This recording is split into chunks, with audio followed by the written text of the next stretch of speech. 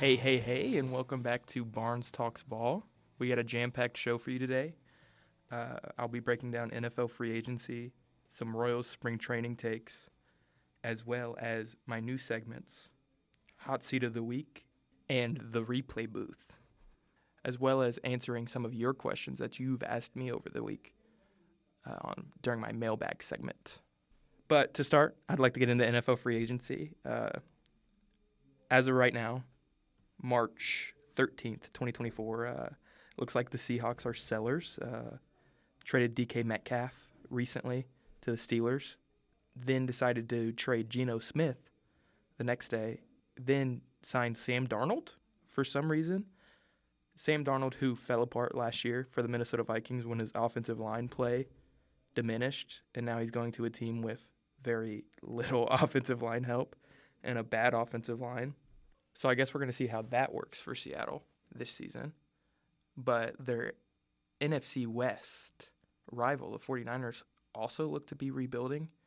The 49ers were severely over the cap, so they had to cut cap to get back below the threshold of the cap. So they've traded Deebo Samuel. They have let Dre Greenlaw walk, let Talifanu Hufanga walk, as well as sign very little of their free agents back. They cut Kyle Juszczyk, who was a team captain last year as well. They're 1 year removed from being the second-place team in the NFL. They lost to the Chiefs 1 year ago, and they're just completely shredding their team apart because they can't get under the cap, and they sold out for this Super Bowl, and they made one playoff run with the team they sold out with, and now they got to cut them all. They also missed out on what I thought was a layup in free agency of signing Joey Bosa, their best player, Nick Bosa's brother, to play alongside his brother. They lost him to the Bills, who signed him to a 1 year, $12 million contract. The 49ers could have paid that. I don't know why they're not, but I'm not going to complain about a team that I don't like very much not doing well. But on to the Commanders, who I think have made the biggest splashes so far in free agency. They traded for Deebo Samuel. As I discussed, the 49ers traded them Deebo Samuel for a 5th-round pick, which Deebo's not very good anymore. But a 5th-round pick for a receiver that could be top 5 in yards after catch this season, especially with Jaden Daniels actually being able to hit him in stride, unlike some of the quarterbacks he's played with in the 49er system. But that's not the only move that the Niners have made. They traded a absolute haul for Laramie Tunsil, who is a top 3 left tackle in the league. So they're just doing nothing but getting better. Meanwhile, the Cowboys making no moves. The Eagles getting worse, and I can't even tell you. I don't even think the Giants are a factor. I think the Commanders win the East next season. I don't think anybody can compare to their roster right now. I think they're going to have the best roster in the East. I think they have the best quarterback in the East, even if Jalen Hurts just won a Super Bowl. He's not elite. He's a borderline top 15 quarterback, in my opinion. He's a glorified game manager, and even his teammates are saying that on podcasts. I believe it was A.J. Brown who called his own quarterback a game manager on a podcast earlier this week. So the Eagles are falling off. The Commanders are doing nothing but getting better, and I love Jaden Daniels. I had him in fantasy this year. God, that kid's electric. He's so fun to watch. He runs around back there. He's throwing Hail Marys and completing them. He's just so fun to watch. I love Dan Quinn. Left hand up. Who are we, the Commanders? That's their theme song if you haven't heard that. But let's speak about another team that just solved their tackle issues, maybe. The Kansas City Chiefs, we signed Jalen Moore to a 2-year, $30 million deal with $20 million guaranteed. I believe it's a good move. Jalen Moore is unproven, but when he was playing, he played against some good competition at the edge rusher position. He played against the Rams twice, who have a dominant defensive line. Jared Verse, stud, defensive rookie of the year last year. He also played against Chris Jones. He matched up against Chris Jones in our game against the 49ers last year. He was a league average tackle. He played 12 games. Has about like 800 snaps, I'm pretty sure, in his career. But he grades out to be an average tackle. If he can give us average left tackle play, this offensive line got tremendously better. You know, we lost Joe Thuney, but he's on the wrong side of 30. You have to clear that cap space up for something. And you keep your younger, slightly worse, but with more room to grow, right guard and Trey Smith, who is an absolute mauler. He's great in the locker room. Creed loves him. Creed's your anchor for that offensive line. He's your best offensive lineman. Even when Joe Thuney was here, Creed Humphrey was the best offensive lineman on that unit. I'm excited to see Kingsley Sumatia at right guard. He played good in that Week 18 game, the JV game, let's put it that way, against the Broncos that we got blown out in. He was one of the few bright spots on that second-team offense. He played really good at right guard. He was a league average left guard. So I think as a unit, you get better this offseason, even though you're trading your most household name, best offensive lineman, even though I believe Creed Humphrey is better than him. But the Chiefs' offseason is just, it's interesting because you have to work around that $25 million cap hit of the franchise tag on Trey Smith. I really wish we could have gotten an extension done with him before the new league year because now his cap hit is stuck at $25 million. You have to pay him $25 million this year, even if you trade him. So I'm concerned with that, but with Patrick Mahomes and Chris Jones taking those extensions and reworks to their contracts yesterday, it opened up $35 million in cap after, because we were in the negative about $20 million. It opened $50 million in total, but we have about $30 million in cap right now. We still have to sign our Christian Fulton cornerback that we signed from the San Diego Chargers, or Los Angeles Chargers now, my bad. But we should have about $20 million in cap. We can make a few more moves, bring some guys back. Free agent I'm looking out for is Colin Saunders, name that you should know. He was on the team a few years ago. He's also a brother of Taylor Swift's lead dancer, so even more ties there. But he was on the team. He went to the Saints, didn't have the best year on a one-year deal, but I think he could come back and be that guy that he was in KC and for cheap. But I still going defensive tackle in the draft in a few months. On to spring training, Royals spring training, that is. Jack Caglione, as I'm recording this, yesterday he had a game-winning double, 112 off the bat. He's now in possession of 3 of the top 5 hardest hit balls in Royals in the last decade of the Royals. This kid is a stud. I cannot wait to see him caught up to the bigs. Yesterday we had a scare with Bobby Witt Jr. And a high and inside cutter at 94 miles per hour came in and hit him on the forearm. He is okay, but all I could think about is if Bobby Witt Jr. is not on this opening day roster, Jack Caglione has to be, because you need that superstar, and that's what Jack Caglione is going to be. He's going to be an absolute superstar. I listened to 610 Sports Radio this morning. They're talking about how electric this kid's bat's going to be. They're talking about how he's going to come up this season and how he's going to be Kansas City's new Hosmer. He's going to be all these ladies' heartthrobs and crushes because he's such a tall, good-looking dude. And, man, I'm excited to see what this kid brings to this team. I cannot wait. I'm so excited. I want him up now. I want him up for opening day, even though I don't think he will be, sadly. I think they're going to let him develop and dominate AAA pitching. here at the beginning of the season and then call him up. I'm gonna assume he gets called up maybe late April, maybe late June, April, June-ish. I bet he's up by July. I would say by July 4th, by Independence Day, he is up playing for this team, probably in the 5-hole.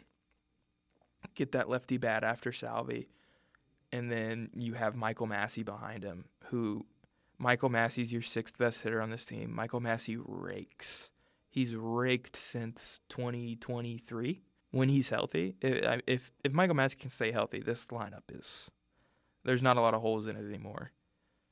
What there is a hole currently, the fifth starter in our rotation.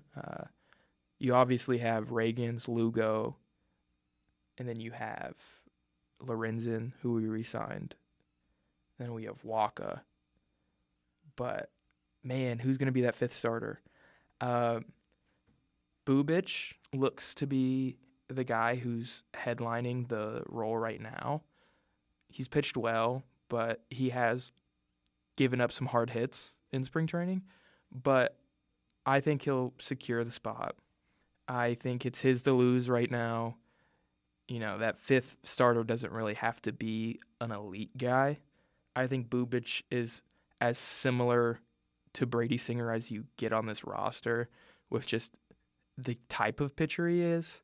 It's his spot to lose right now, and the only people really pushing him are Daniel Lynch, and you have all these young guys that, you know, you could just pick Ben Conundra, Noah Cameron.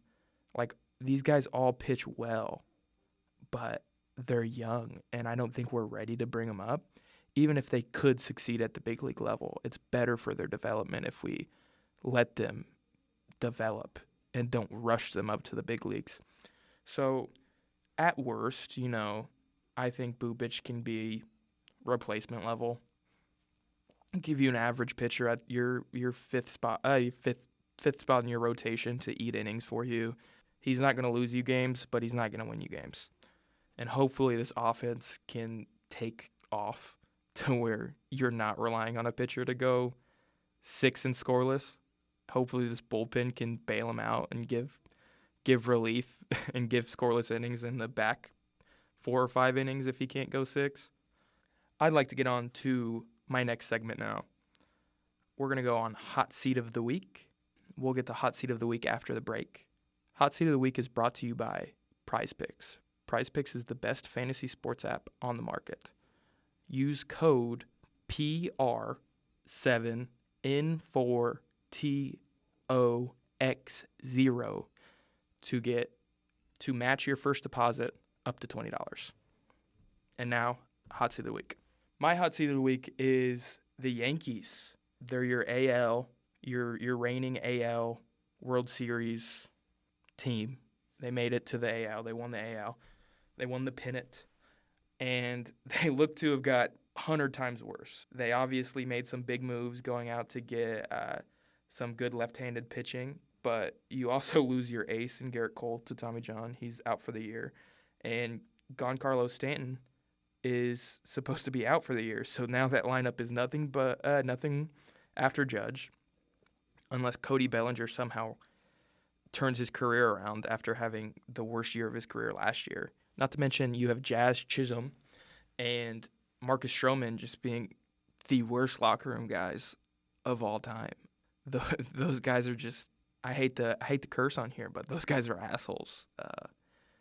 They're bad for your locker room. Marcus Stroman has demolished every locker room he's touched in the Major League Baseball. Blue Jays fans hate him. Cubs fans hate him. Mets fans definitely hate him. He came after Mets fans after they let him go. I'm not glad.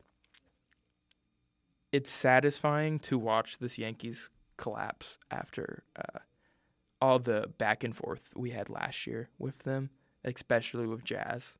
Nobody in KC likes Jazz. I went to Game 4 of the divisional series, and it's the loudest stadium I've ever been to, and I've been to Arrowhead playoff games when Jazz came up to the plate. all of the K, just boo, boo. We do not like Jazz Chisholm, and I'm glad to see that team collapse. On to the replay booth. The replay booth's a segment where I'm going to go over something that's gone on in my life this week. So, Sunday, this former Sunday, I'm recording this on a Thursday. I was cleaning up around the house, cleaning my basement, cleaning my guest bedroom, and I was making my guest bed when I stubbed my pinky toe on the bed frame. Turns out I almost broke my toe. It's not great. It hurts to walk. But I'm healing up quite well. Stubbing your toe is the worst thing you can do. I literally almost cried of pain when I did it. Like, my entire toenail's off right now. Sorry for the TMI. It's so gross. It was bleeding. I have to, put Band-Aids on it. It's, disgusting. I hate walking around, It's really hindering my daily cardio I got back into these last few months, trying to get in shape. But all in all, could have been a lot worse. Also, though, 2 days ago, on Tuesday, I applied for a Barstool interview, or internship. It's to be a editor and a social media poster for The Yak, which is a podcast that Barstool has. Just threw my hat in the ring. I doubt I'll get a call back, but I did apply. So if I got that, I'd have to, move to Chicago for the summer. But Chicago's fun. Expensive, but it would be fun. This is the second Barstool job I've applied for. Didn't get a call back on the last one. It's fun, all in all. And I'd like to get on to Ask Barnes, my mailbag segment of the week. I asked a few friends this week to ask me questions, and I'll answer them, sports-related or life-related, anything. And you, the listener, can comment on a question you want me to answer next week if you really want me to. If you really have a question you want to hear me talk about. My friend Wong asked, is Bobby Witt Jr. the Patrick Mahomes of baseball? I think it's hard to answer that. Talent-wise, Bobby Witt Jr. is one of one. And talent-wise, in the NFL, Patrick Mahomes is one of one. So you could make the comparison there and say he is the Patrick Mahomes of baseball. But until you win a championship, you can't compare yourself to a guy who's won a championship, in my opinion. You're not comparing a guy like Jason Tatum with one ring to Michael Jordan. It might sound dumb, but I don't think you can make that comparison yet until Bobby has at least half of Mahomes' championships. So 1.5. I guess you can't get 1.5 championships, but 2 championships, I think you can start to make the discussion. But Bobby Witt Jr. is special. Future face of MLB. He's going to be amazing. My friend Logan asked, who do I think is going to win the NFC North? My friend Logan is a Packers fan. I'm sure he wants me to say the Packers. I'm going to go a route that many people might not go and say the Chicago Bears are going to win the NFC North. Bear down, baby. They've made a lot of improvements. Hiring of Ben Johnson. They're in position to draft Ashton Genty. I think this team's going to be electric. They obviously have Joe Thuney, who they traded for from the Chiefs. They've improved that offensive line immensely. Caleb Williams, second year. I think the Chicago Bears win the NFC North. On to my question from my friend Tanner, future roommate Tanner. He asked, how did the first wave of NFL free agency go for the Chiefs, and how will it affect their draft? The first wave of free agency for the Chiefs went as well as it could with the cap position they had. You obviously can't sell out for a guy like Ronnie Stanley, so you have to pay a contract to an unproven guy like Jalen Moore. You lose Turk Wharton. You lose Justin Reed. You lose DeAndre Hopkins. You lose some pieces, but they're all older pieces. And I think Brett Veach is showing you that this is a youth movement for the Chiefs this year. get younger. It's a lot like the year we traded Tyreek Hill, the 21 year. Get draft picks, get younger. If you're 30 years old, you're not getting a contract from the Kansas City Chiefs in free agency. And if you are, it's not an expensive one. My friend Levi asks, how do I feel about players choosing money over winning, similar to how Myles Garrett wanted to trade until he got the biggest contract in NFL history for a non-quarterback? Got to get yourself right first. Generational wealth is generational wealth. Football is not going to last you your entire life. Get as much money as you can. I don't blame these guys. I wish some of these players would want to prioritize winning because it'd make my Chiefs better, but I can't blame them for wanting to have a secure lifestyle for the next 3 generations. My friend Jordan asks, what are my expectations for the Royals, and what will be the bare minimum to consider this season a success? Making the playoffs is the bare minimum, and making it past the divisional series is what makes it a success, in my opinion. Bobby said it, Vinny said it, Salvi said it. Expectation now is the playoffs. Anything below that's not a successful season. And, I personally, you always got to get better until you're a championship, and then you're trying to make a championship again. But you always you lose in the wild card, you want to win in the wild card the next year. You lose in the divisional, you want to win in the divisional next year. You lose in the championship series, you want to make it there next year. You lose in the World Series, you want to make it and win it the next year, So winning the divisional series is a success for me. Having a chance to go win a pennant, that would make my baseball season all worth it. But that's all I have for you guys today. Hope you've enjoyed listening to episode 2 of Barnes Talks Ball. A little more, it's a little more how this show will go for the rest of its life. A little less about me, a little more about the sports. Hopefully you all enjoyed, and goodbye.